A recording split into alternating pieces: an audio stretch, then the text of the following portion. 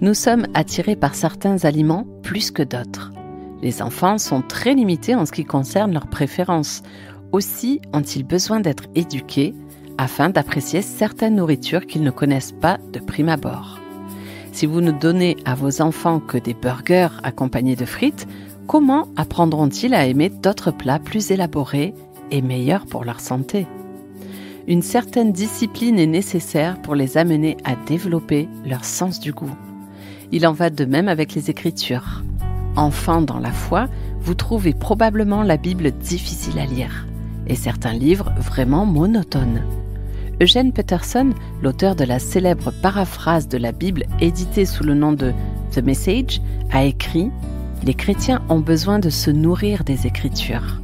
Les Saintes Écritures alimentent la communauté des saints, de la même façon que la nourriture alimente notre corps. Les chrétiens ne se contentent pas de lire, d'étudier ou d'analyser les Écritures. Nous avons besoin de les assimiler, de les rendre vivantes dans notre vie, de les intégrer dans notre vie au point qu'elles se transforment en actes d'amour envers les autres. » Quelqu'un a dit que la lecture de la Bible passe par 3 étapes. La première, celui de la discipline.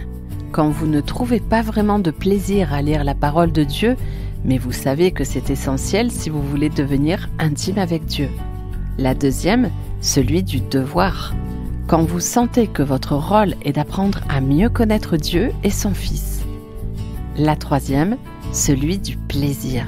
Celui dont parlait David, quand vous ne pouvez plus vous passer de ces moments de lecture de sa parole. Si vous n'éprouvez pas de plaisir à lire sa parole, ne désespérez pas.